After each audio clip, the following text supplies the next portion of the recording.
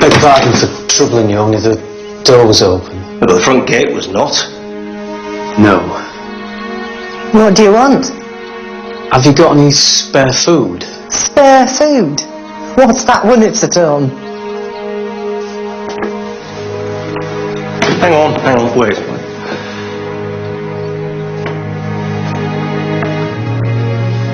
From round here? Not far. I used to work on the farms, but not anymore.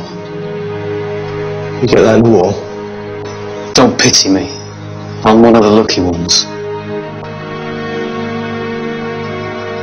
I might have something for you. Come on.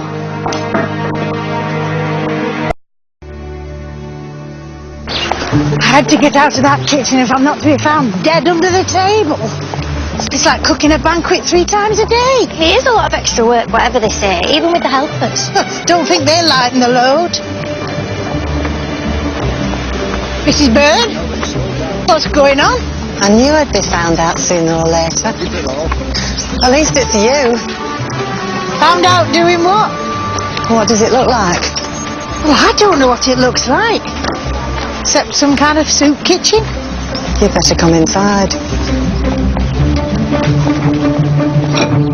One at a time. Now, take a piece of bread. Right, Daisy, stand there. Give them a bowl and a spoon. When did all this start? That fella turned up asking for food. Then he came back next day with a friend. And here we are. What does Mrs. Crowley say? She doesn't know yet. I suppose she'll put a stop to it when she gets back from France. I hope not. To be honest, Mrs. Patmore, I'm not sure I can manage much longer. Well, how often do you do it? Plan to get it down to once a week and give them only the cheapest cuts. But it is my money, and I don't know hold how it much... right there. If we can't feed a few soldiers in our own village, they must have taken the bullet or worse for king and country, then I don't know what. No, don't stop stirring, the bottom will burn. You can leave those to Daisy. That's it, Daisy.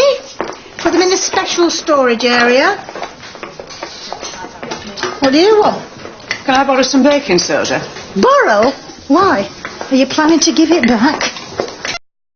I'm not accusing her of anything, but I did wonder if you were aware of this special storage area. I dare say Mrs. Patmore has her own system, like we all do.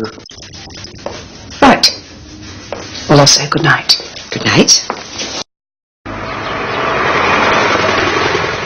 Mind out, this is hot. Spoons! Unless they drink directly from the bowl. Do you think there's enough? Oh, you're going to feed about 50, I reckon. You got some more? Oh,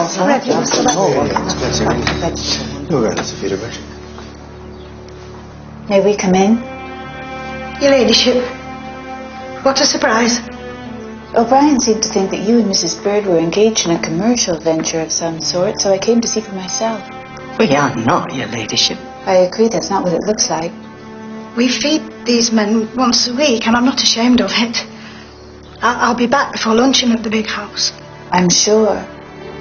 But is it true they're fed from our kitchens? Only the stuff the army gives. They are soldiers. What did I tell you? Daisy's right, we only use the food the army pay for. And all the men have served their country.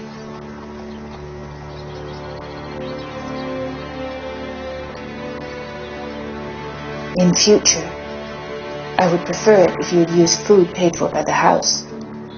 I don't want the army to accuse us of mismanagement. You mean you're going to let them get away with it? Oh, more than that, I'm going to help them, and so are you. Mostly. If you bring that table over, I suggest we divide the food, then we can form 2 lines and it will go faster.